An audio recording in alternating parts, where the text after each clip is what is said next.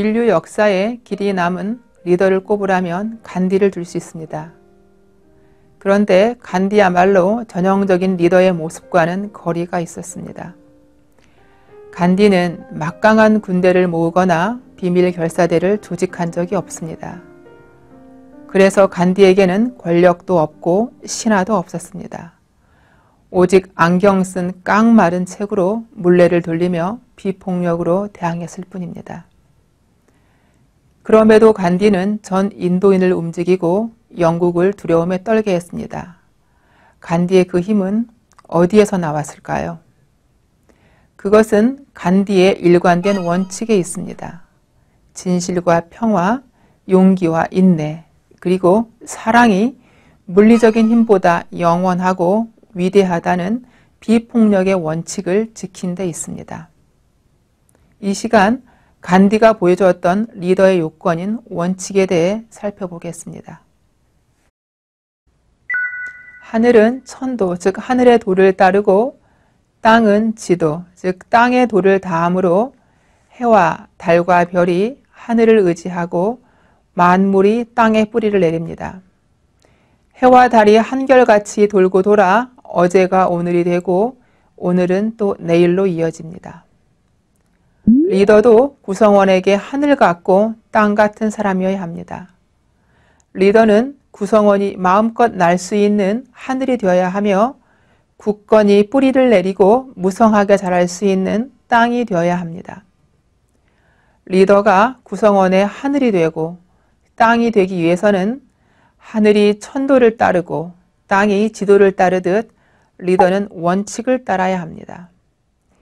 무릇 원칙이란 마땅히 가야 할 바른 길이며 옳은 길을 말합니다. 그래서 시간이 흘러도 변하지 않고 언제 어디서나 적용되는 것이 원칙입니다.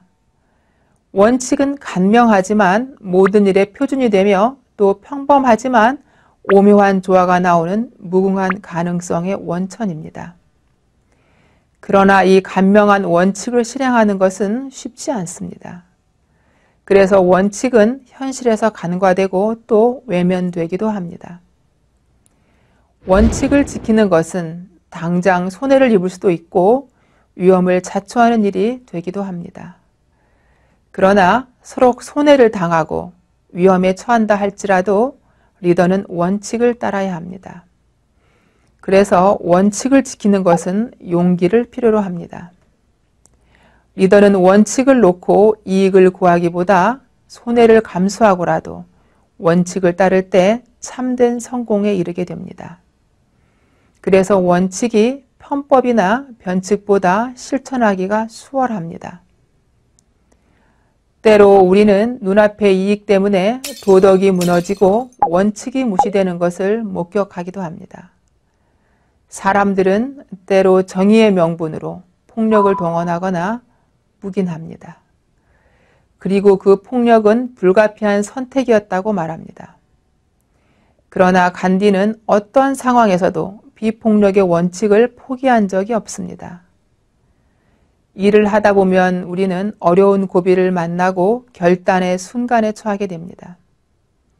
일이 뜻대로 되지 않을 때, 상황이 어렵고 문제가 복잡할수록 리더는 원칙을 따라야 합니다.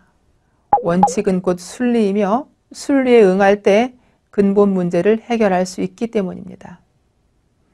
하늘이 의연히 천도에 순응하여 땅에 천만 가지 꽃을 피우듯 리더가 조촐한 원칙을 지켜나갈 때 구성원은 만능의 재주와 능력을 발휘할 수 있습니다.